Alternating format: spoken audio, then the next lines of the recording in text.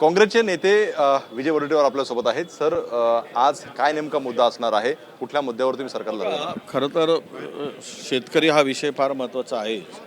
पण आज एका रायगड जिल्ह्यामध्ये 6 बलात्काराचे गुन्हे दाखल झाले. 6 म्हणजे एका दिवशी रायगड जिल्ह्यात 6 बलात्कार झाले तर राज्यामध्ये कायदा सुव्यवस्थेचं काय अवस्था असेल हे या ठिकाणी सांगण्याची गरज आहे.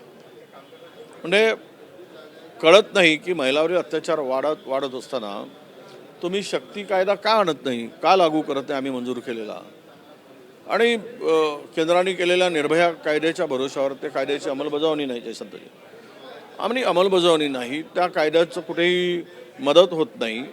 अशा वेळेस राज्यांनी स्वतंत्र कायदा करावा म्हणून आघाडीचं सरकार असताना आम्ही तो कायदा आणला आणि त्याला इम्प्लिमेंट करायला लावायसाठी आता हे आमचं सरकार गेला.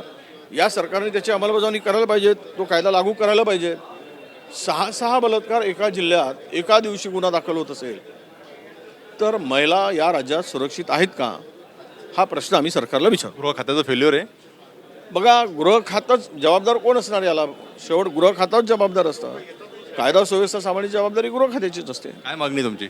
नाही, शक्ती कायदा लागू करा आणि या अधिवेशनात लागू करा, ही मागणी आता मी करणार. वारंवार सरकारकडून सांगितलं गेलेलं आहे का आधीच कायद्यात तरतूद आहे, त्यामुळे दुसरा कायद्याचं आहे तर मग कुठे धाक दिसतोय?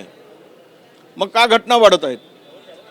का एका दिवशी 6 बलात्काराच्या घटना काय होत आहेत जर कायद्याचा धाक आहे तर? याचं उत्तर सरकारने दिलं पाहिजे. एबीपी माझा, उघडा डोळे बघा नीट.